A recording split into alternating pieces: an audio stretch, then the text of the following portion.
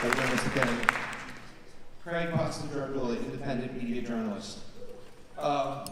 According to U.S. Customs and Border Protections, 87% of the migrants that are coming to the border are still coming from Latin America.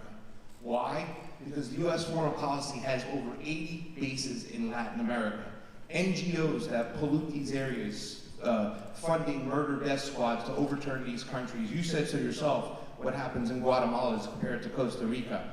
Why is there so much attention paid to what happens at the border instead of looking at the cause of migration, which is U.S. foreign policy? And also, too, as well, Mr. Kennedy, I think you know that the cartels, we learned this from Iran-Contra, are run by the CIA. So if you want to take care of the cartels, shouldn't we be looking to Langley rather than Mexico? Thank you.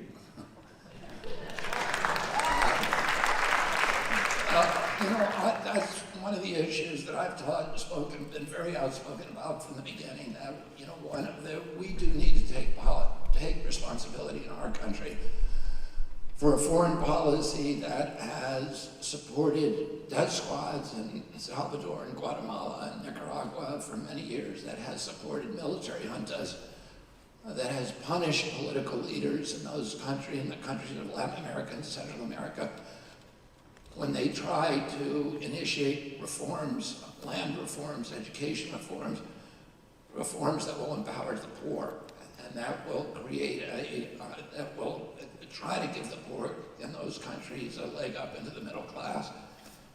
We should be encouraging those policies. That's why my uncle understood that, and that's why he changed U.S. policy from supporting the most violent dictators in Latin America and Central America to supporting instead the Alliance for Progress, the USAID program before it became a CIA front, and the Kennedy Milk program and nutrition programs for the poor, but also withholding aid from those countries unless they did land reform, unless they did medical improvements, education reform to the poor. That's what we ought to be doing in those countries. Instead, we continue to fund the death squads. We continue to encourage these austerity programs. The large buildup of debt, benefits go to the super rich oligarchs, and then the poor pay for the debt over generations. And when the country is essentially bankrupt, we encourage and implement these austerity programs that further disempower and dispossess and alienate the poor. And a lot of the problems that drive people to come to the border are the direct outcomes of those U.S. policies. So I've been thinking about those policies all my life. I've been to virtually every country in Latin America and Central America, beginning when I was very young. I've lived in Peru. I've lived in Colombia. I've seen the outcome of those policies. I've told this story before, that when my uncle had the two favorite trips that he made when he was president. The first was his trip to Ireland.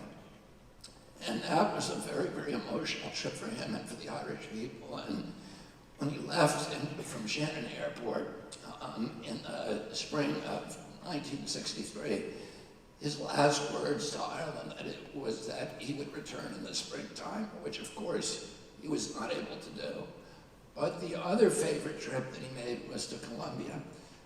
And he met the leader of Colombia, Yedis Camargo, who was a populist leader, who my Aunt Jackie said was the most brilliant of all the heads of state that she and Jack met when they were in the White House. And they had met people like de Gaulle and Eamon de Valera, who was the liberator of Ireland and the George Washington of Ireland, a very impressive man. But she said none of them matched Yedis Camargo. And 2.5 million people flooded into the Central Square in Bogota and to greet my uncle with this incredible emotional outpouring. And Yedis Camargo turned to my uncle and he said, "Do you know why they love you?" And my uncle said, "No." And he said, "Because they think that you've put America on the side of the poor." And to me, that's where America ought to be. It ought to